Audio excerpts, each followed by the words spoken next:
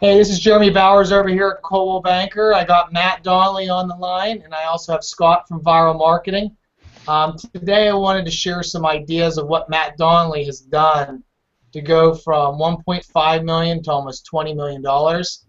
And I just wanted to introduce Matt Donnelly, and then Scott from Viral Marketing is going to be involved today too. How's it going, Matt? Doing good, buddy. How you making out? Doing good, man. Doing good. So, Matt, what were you doing before you got into real estate? So before I was into real estate, I had my own landscaping business. Went to college at LaSalle, started it my freshman year. Graduated in 4 years, but throughout that time I was able to build up a pretty solid client base. So actually, once I graduated, I never even used my degree. I just kept on building up my landscaping business. So I had about a little over 300 clients. I got to the point where I was just tired of beating up my body. I had people calling out on me all the time.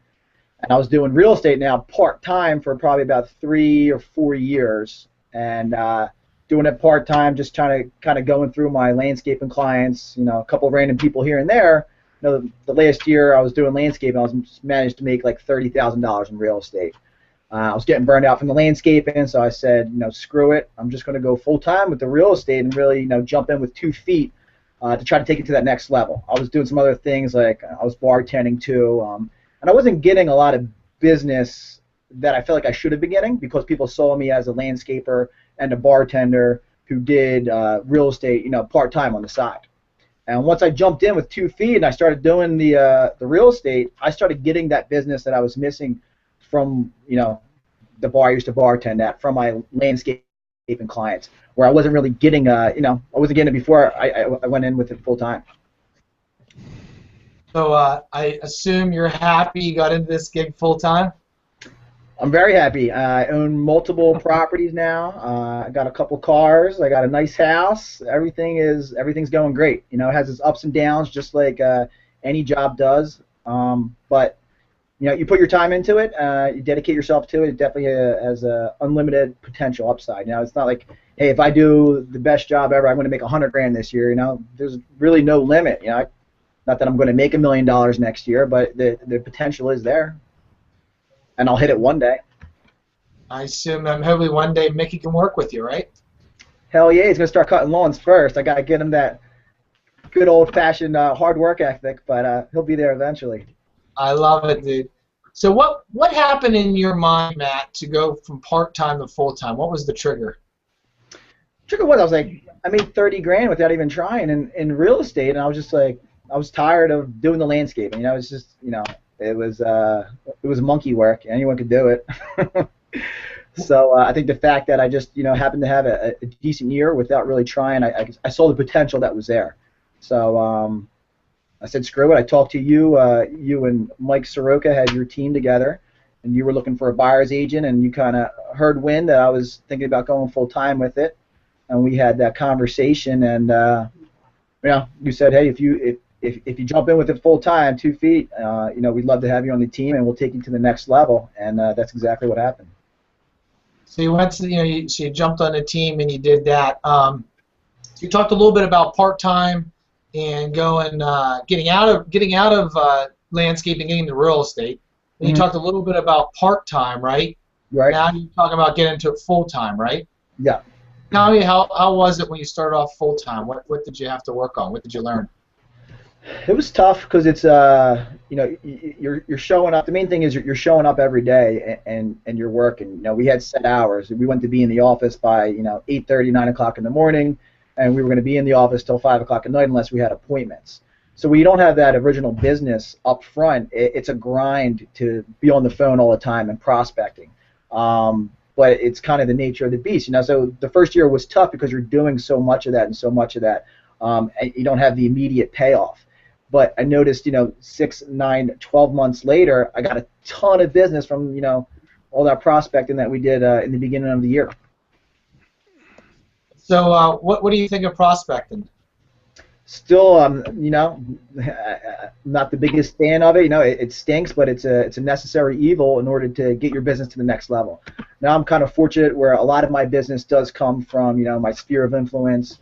I know a lot of people. What I'm good at doing is I'm good at networking. So I try to focus a lot of my time on doing the things that I'm good at, but I still always have to fall back, on prospecting, just in order to, keep on getting better and getting the business to the next level.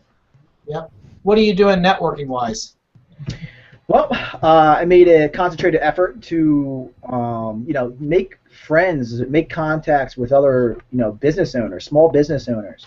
I'm at an age now, I'm 33, but even, 29, 30 years old, I noticed that there was other people my age who were successful running businesses, and I just made friends with them and told them, hey, I want to give you business. I want all your business. I want you to send me referrals. I'm going to send you referrals. Now, a big part of that is being able to send them referrals, which I did, and then in turn, I was able to get a ton of business from them, and then some of them now are great friends of mine. So would you say you opened up your mind and looked at a little bit more strategic than just grinding it out?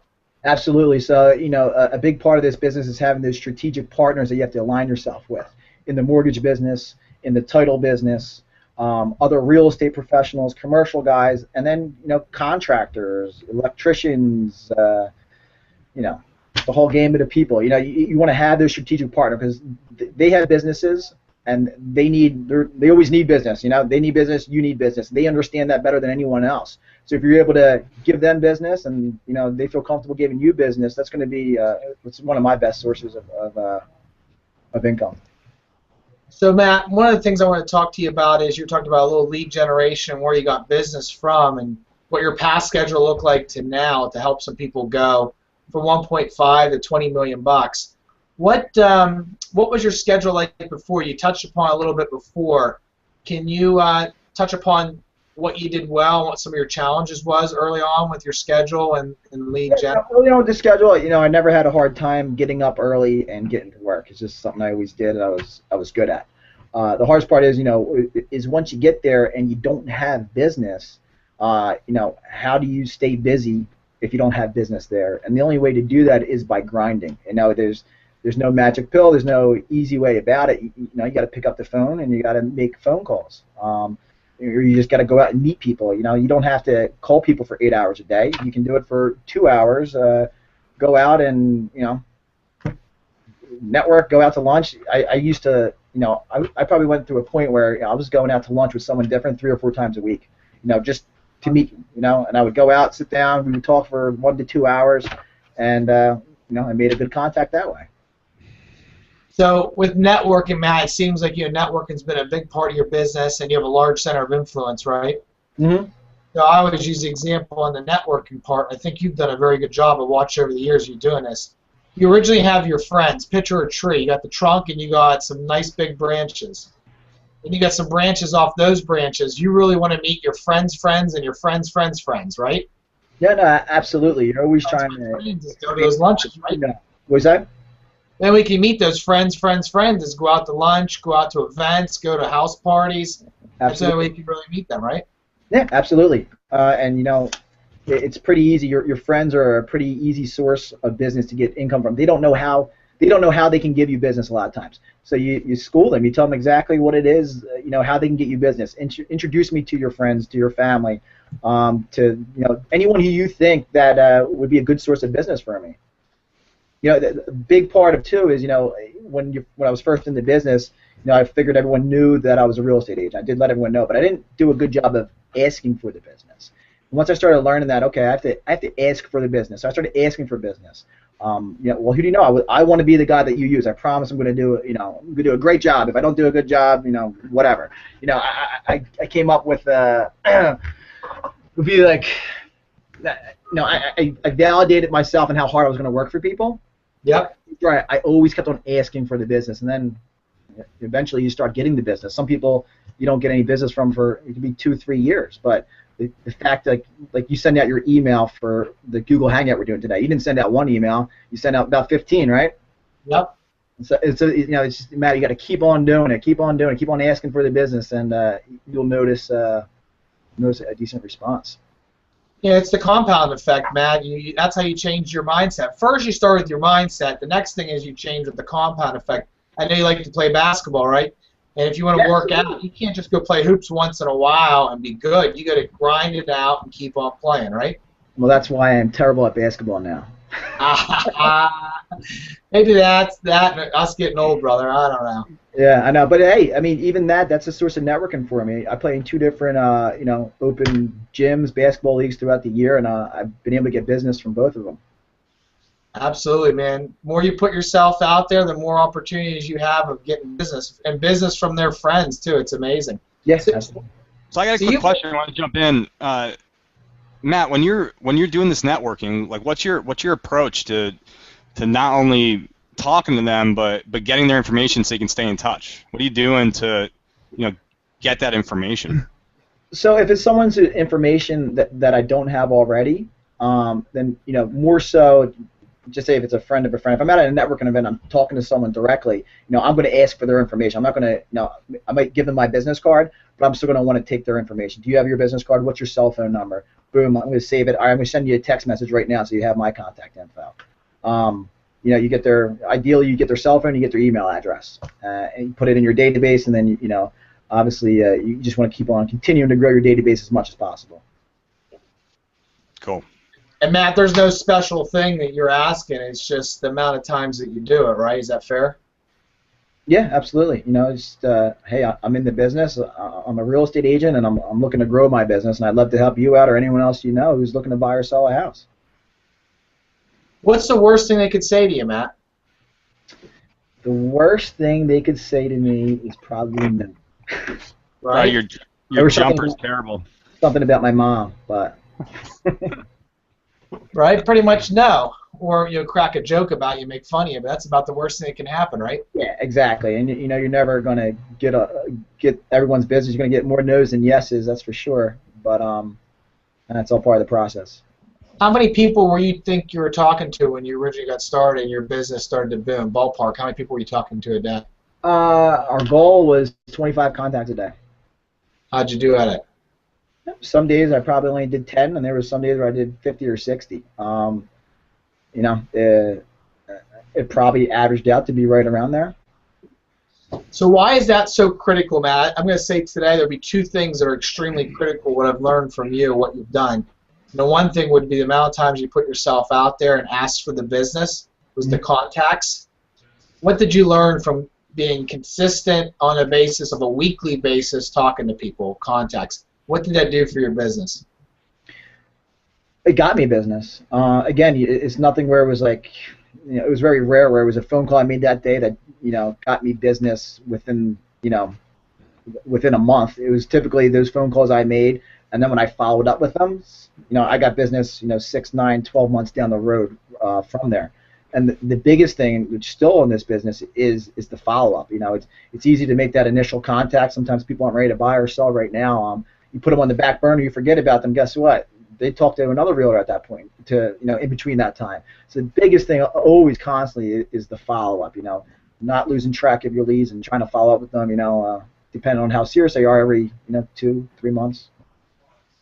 Yeah, I mean, it's amazing. 98% of his business is follow-up, My buddy, Jeff, he talks about it, this is a database business, and you got to follow up. If you don't follow up, guess what? There's another guy or girl down the street they'll use, right?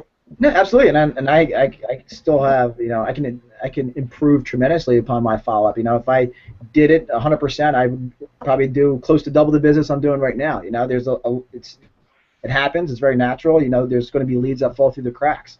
You want to try to minimize that as much as possible, though. So you originally started 25 contacts a day was your goal. How are you doing today with contacts? What are you doing these days? So it's definitely not up there. There's days where we set aside where we do prospecting, and I'll hit around 25 contacts. I get business a couple different ways now. Some of it's I pay for online leads generating. So a lot of my contacts are more follow-up now than say cold call on FSBOs or expireds or touching base to my sphere. A lot of it's is follow-up. Would you say ballpark about 50 contacts a week, or where are you at right now, you think? Yeah, I'll say 10 contacts a day. Yeah, that's about right. What would you like? Are you happy with that, or is there, what could you change on that? Yeah, there's always room for improvement. I have a schedule that I try to stick to, but I can do a better job of sticking to my schedule. I can do, there's so many different areas I can improve upon. it's like, hey, you see about how much money you made at the end of the year, and you go back and you look at all the missed opportunities, and you're like, man, I could have made way more money. So each year I'm trying to improve, and a big part of that is having someone who can hold you accountable, which is what you were really good at with me. We held each other accountable. We would shoot each other text messages at 5:30 in the morning to make sure we were up in time. If you wanted to work out or whatever else, we would come in, we would role play with each other, and then we would be like, all right, how many contacts do you want to hit? All right, I want to do this. Boom, and we would just go in our rooms and we would do it. When you don't have that added accountability, it's a lot easier to kind of put your feet up and not work as hard. And was that about me, or was that about you when we tried to hold each other accountable? It was about both of us. It was something that we were both looking for. I mean, you have pretty similar personalities, I think. Yeah. And it could be easy for us to lose focus sometimes, right? Yeah. Dead on, man. Dead on. So I have that extra accountability. Now I have different accountability within my team members. But it's I think it's a huge part of the business, especially when you're new getting into the business. It's not like a typical job where you have a boss who cares that you come in at 9 a.m. and you go home at 5 p.m. They don't care at all. So it's very important to find that additional accountability wherever you can, whether it be other real estate agents in your office, if you're on a team, or if you have a manager who can hold you accountable, or pay for coaching. So one of the things you always did well, Matt, you were very coachable. You were very open to ideas. Why don't you give me the example of the day I told you to get rid of that crappy car with 2 different mirrors, and by lunchtime you came back with what? A BMW, baby. Right? Remember that day? You said you bought a used BMW 5 Series, and you said someday I'll buy a new 5 Series. What do you drive now? Yeah, I got a 2013 528i. Yep. Pretty proud of you, man. It was by lunchtime. I went into Soroka's office and said, holy crap. I said, this kid already bought a car. He goes, what do you mean? I said, he already went to the dealership. He went up the street in Conshohocken and bought a BMW. He's already back with it. I said, did you even test drive it? I forget. I did test drive it, but I went on an appointment earlier that day, and it was for a $500,000 property. It was an online lead, and it was a fiance, the guy, the girl, and the parents, and they all had really nice cars. And my car got like the side mirror knocked off earlier the week, so I had like a black car with a gray mirror, and I pulled up, and I could just tell the look that they all gave me was like, we don't care if this guy's the best real estate agent in the world. We're not going to give him our business. Like I wasn't up to their level. I just didn't want to ever have that happen again. Right. Not necessarily that I wanted to deal with those people anyway, but I don't want to pull up and automatically be fighting to get business. Just because of the car I pulled up in. Then you went down, I think, Selden Motors, didn't you, in Conshohocken? Yeah, right across the street, went down, and then said, screw it. Went and bought a Beamer, man. I like it. So we talked a little bit about you getting into business earlier on, what you are. I have a question here from a person is, mindset-wise, how were you so coachable? Why were you so open to things like this? What was your mindset? Well, going back to when we were Mike Ferry coaching, one of the big things I was talking about is how everyone has like this ego, and no one cares about your ego. You got to put it aside, and I feel like my mindset is I just naturally have a mindset where I'm not working hard enough. I'm not doing a good of a job. So I'm always trying to get better. Just I guess maybe something that's a little ingrained to me, but I would say for people who aren't like that, you got to put your ego aside. You got to be open. There's always somebody who's doing it better, who's doing a better job, who's doing it more efficient than you are. So, learn from those people. So routines and habits, right? Would you agree? I was just talking to someone about this the other day. This business comes down to 2 things, routines and habits. You have the hard work. You just needed to put the routines and habits in place to put you in the playing field to succeed. Yeah, absolutely. And you got to build those habits. It's like anything else. Like you said, it's like practice makes perfect. Talk about Michael Jordan. Talk about any sports athlete. LeBron, Kobe. They're putting in more time than anyone else. That's any of the other players. That are out there. They're working harder. So atmosphere-wise, let's talk about routines and habits. What you did. There's people out on this call right now that probably work at a firm where they're the only one doing this, right? They're the only one lead generating, or they're the only one feeling like they're on their own little island. How did that help you being on the same playing field with me, Mike, and other people doing the same thing you're doing? How did it help you? What do you mean? So, for example, if we were lead generating, or if we were getting coached, or if we were role playing, and we were doing the same things that you were doing, there's Mhm. agents out there on this call right now, Matt, that do that, but they don't get the full benefit because they're not in an atmosphere that's allowing them to go to the next level because they do it on their own. How did it help you that other people were doing Yes, it? when you do it with a group of people, especially people who are doing it every day, I mean, you get to learn almost from every call. You can, if you're in a room prospecting with other people, or if you're just in the same office, you're able to listen to the objections. Everyone's probably going through the same objections in the same market, so you get to hear what those objections are. You get to see how they handled it, and then you can apply that. You can tell if they did a good job or a bad job. You can have there's probably I could make a phone call and it could totally bomb, and my next phone call could be awesome. Which is the way it is. You can just when you're around other like-minded people doing the same thing, you're able to pull from each other, be able to generate. It's very synergistic and ends up working out typically for the best. Yeah, we're up to about 10 boosts right now, man. We had 6, I had another 4, we got 10 boosts. Not everybody does it, Matt. Monday, Wednesday, Friday, got 10, 12 people doing it, and you can see the different results. Like Scotty G that you refer me, right? Scotty's Scotty's doing great with it, and then I just gave him some Facebook tips. He did a Facebook post the other day. He's very coachable, like you. He got 8 leads from a $5 post that I taught him on Facebook. Oh wow. How to do a boost post. But people were working off each other, and whiners and complainers and troublemakers, they can work somewhere else. Life's too short. You had a good positive atmosphere. Absolutely, and it goes back to what you were best at, Jeremy. Is that accountability, is staying on top of people, and I feel like in this business more than any, you need that extra accountability. Again, because typically your broker, they don't care if you show up or not. Yeah. The other option is if you can't find it within an office, you can go hire it. But you know what that costs per year for coaching, right? Oh yeah, so I was in Mike Ferry, which was $1,000 a month. I was in Corcoran, which was like a $4,000, $5,000 startup fee plus $1,000 a month. So they're definitely expensive, and the reason why people pay that is because of the accountability. Because these coaches are giving the accountability. So if you can find it somewhere else for cheaper or for free, you hold on. They jump on that. That's real value there. It's dollars being saved. So that $12,000 that they would spend a year, do you think it would be easy to say that they could easily triple their income on that 12 grand? Yeah, if you're spending that money, you're making it worth your time. That's for sure. Yep. You got that dollar going out.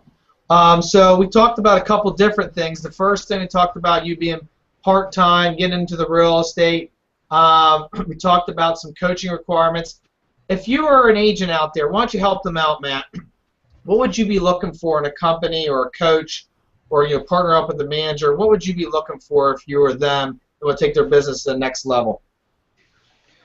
Am I a newer agent or am I an experienced agent? Say you are either new or experienced, and you're looking for a mentor or coach. What would you be looking for? What would be the requirements?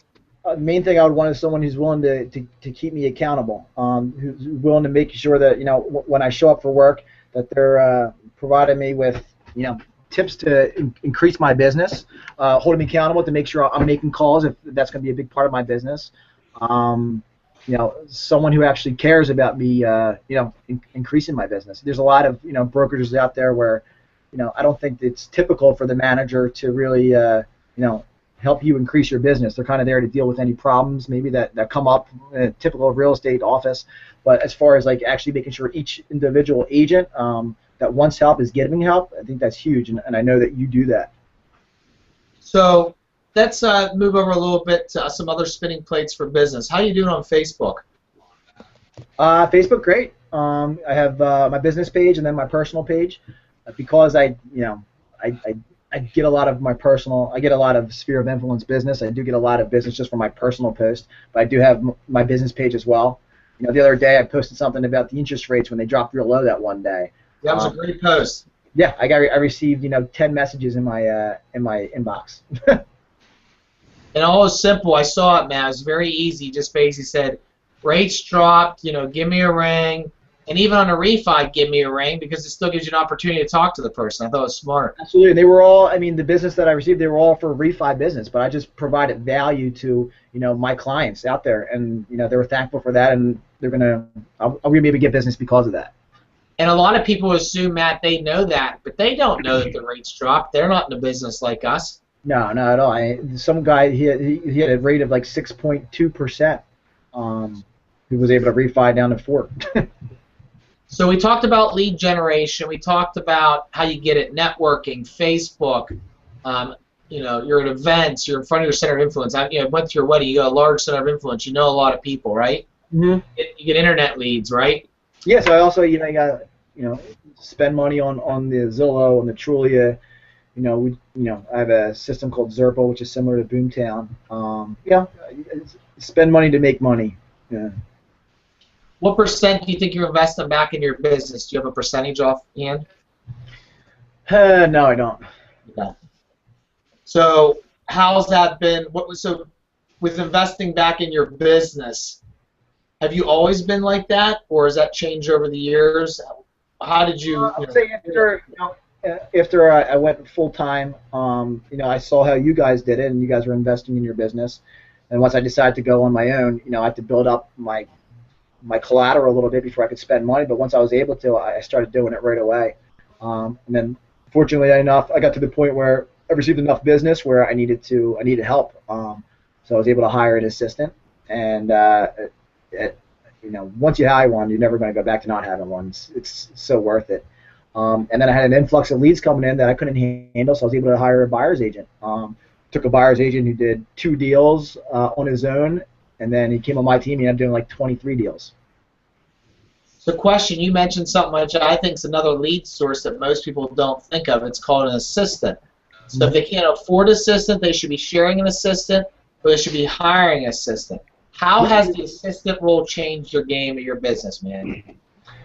It's huge, where my expertise lies and where my specialty is and what I'm good at is meeting with people and getting them under contract, whether it's listing contracts, buyer contracts, whatever, getting stuff closing.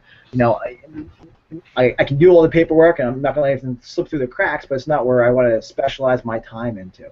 So once I was able to get an assistant who was good at doing those things, that just opened up more time for me to go out and try to get, more business, more stuff under contract, more sales.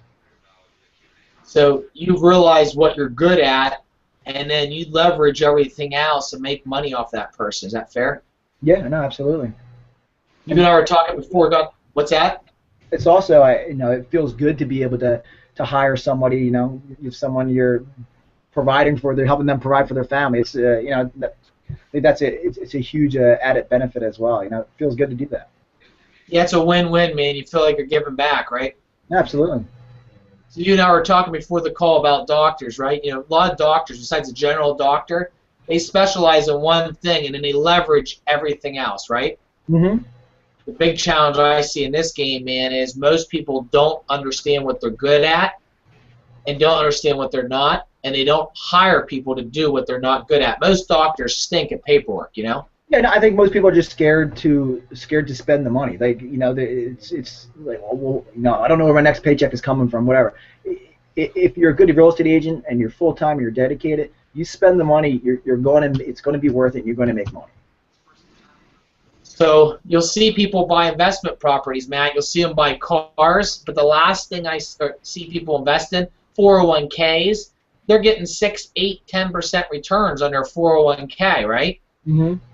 Soroka and I, our first year with our assistant, got 100% return, probably 200% return now I think about it, on what we invested in an assistant.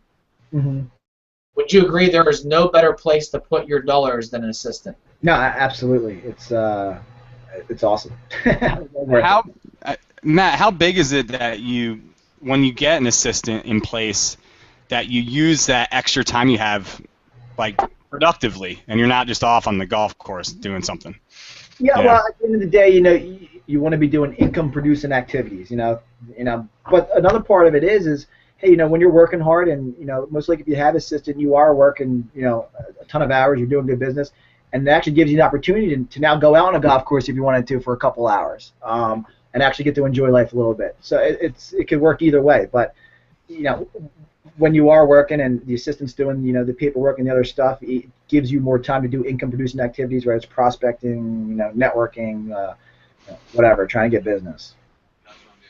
Excellent. And hey, I wanted to mention real quick, Jeremy, is for the people that are watching right now, there's a Q&A button. You can click at the top, and you can feel free to ask questions, and these guys will get them answered for you right away. Scott, I got one here from another person just asked me one.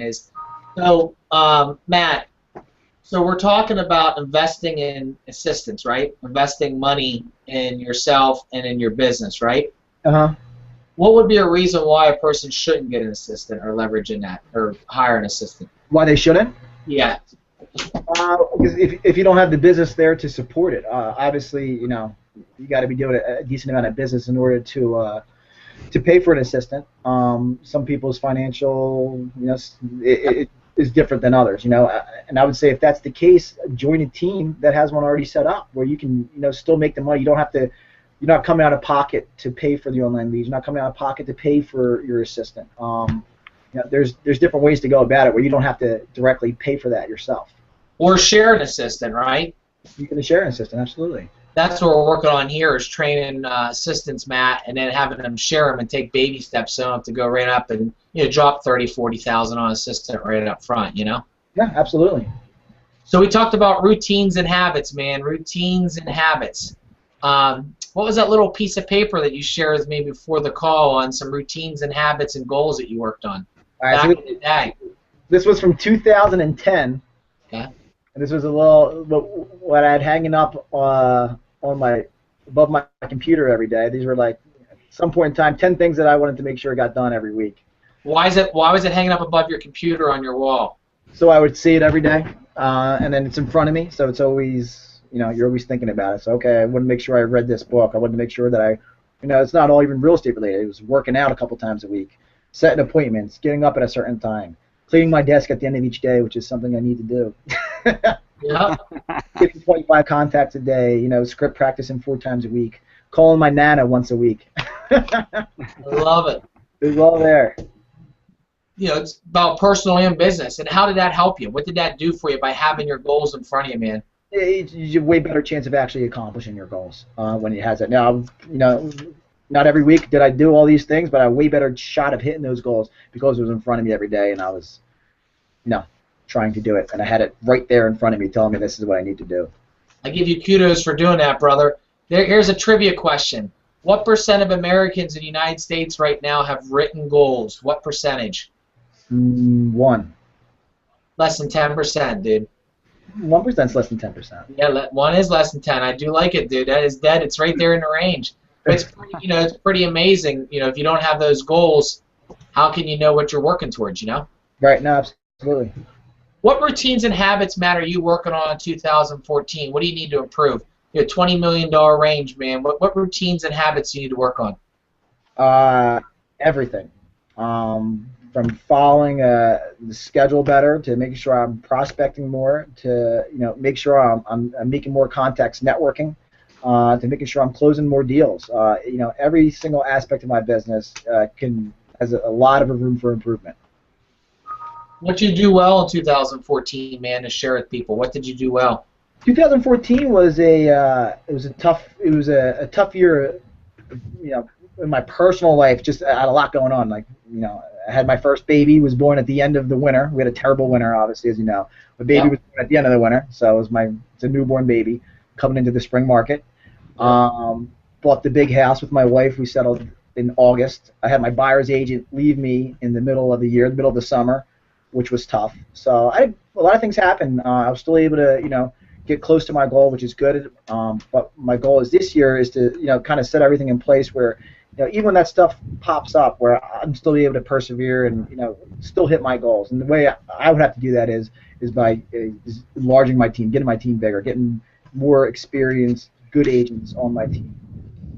How's your mindset, man? How's your mindset right now going into 2015? Every year is going to be better than my previous year. My mindset is always going to be that. I got to do better than the previous year. I know that I always have a lot of room for improvement, and I'm always going to just try to strive to get better. How do you always stay so positive, man? You're always upbeat. Do you feel upbeat inside, or is that something you play? No, I mean, I think a lot of it is, in my head, I don't feel like I'm doing as good of a job, so I need to overcome that. So maybe it's just my personality, I guess. Your personality, but your mindset, is it strong like that, or you just have a positive outlook on everything? It's always going to work out on the most positive side. Yeah, I think by nature, I do have a pretty positive outlook that things are going to work out. Everything whenever I was scared to, say spend money on something or do something, and I end up doing it, always end up working out in the positive favor. Even, buying we bought a house this year, and I wasn't really ready to do it for another year, but opportunity presented itself, and we were jumped on it, and I don't regret it at all now. You gotta take risks in life, man, right? Absolutely, man. You gotta, it's especially this business. It's a risky business. Life, you're not gonna have high rewards if you don't take high risks. So, in summary, we talked about a lot of things, Matt. So, number one, we talked about lead generation, right? Mm-hmm. You talked about how originally you were very stringent on that, and now as you've got more experience, you have to make as many contacts, but you're still talking about 50 people a week, right? Yep. I'm trying to get the guys in the office and girls in the office, the ones that want to lead generate and do it. They'll do 100. Most are doing 50, 75. I give them kudos, man. They're doing a good job. And other people don't want to do it. We give them a buffet. They can do what they want. You know what I mean? And they're doing well with it. I'm pretty impressed with what they're doing with it. And you did a great job with it, man. I want to give you some props for that on the lead generation schedule. I appreciate it. Again, at the end of the day, even if you just show up to the office and you're there from 8 to 5, 9 to 5, whatever, you're going to get business. So here's the thing I see with people with hours. How are you able to get to work early? Was that a mindset thing, or did you always just get up early? I always got up early before. Now it's tough for me to get in early because I have to take my son to daycare. So, my wife gets into work. She's in work by 6 a.m. So, I have to get up, change him, shower, do all that stuff. So it's been a little tougher, but I've still been able to get into work, right around 9 a.m. Some days it's at 8 a.m. Some days it's not until closer to 10. But for the most part, it's right around 9 a.m. It's tougher because you're waking up and you're just constantly doing, changing the baby, getting it dressed, all that, all that fun stuff. And then, scheduling obviously now easier before, but now it's a little bit more challenged. But you realizing being a parent now how important it is to schedule and plan everything out because you don't have the luxury of not doing that because you got the little one now, Oh yeah, no, I live and die by my calendar. It's if you don't schedule everything, you're just gonna be you end up screwing yourself. I feel like.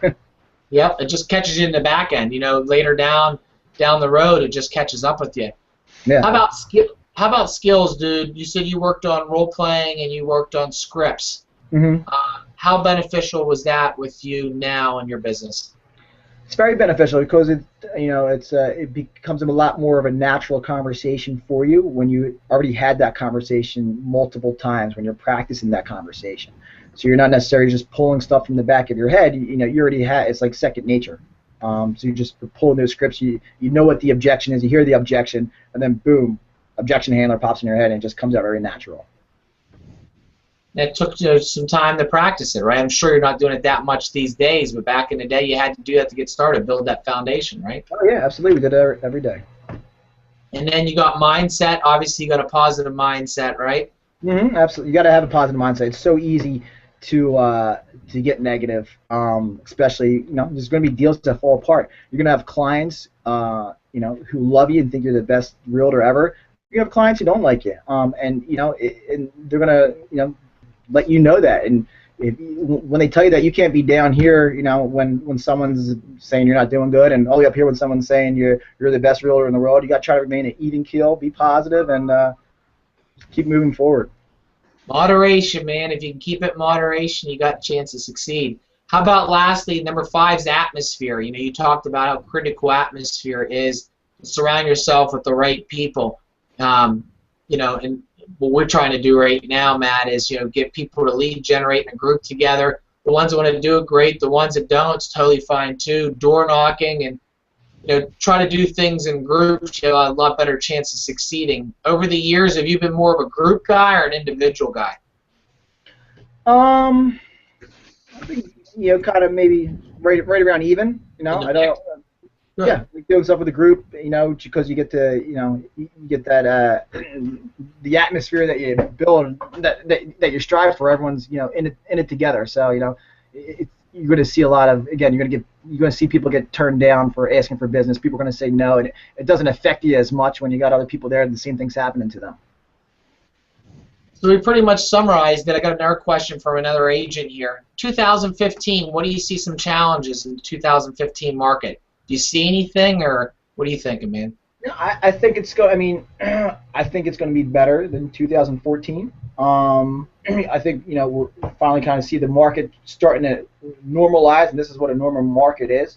Depending upon how the winter is, I expect 2015 market to be appreciation, and the interest rates are probably going to pop up, which would actually help us a little bit, but nothing crazy where they're going to be in the 5.5% above.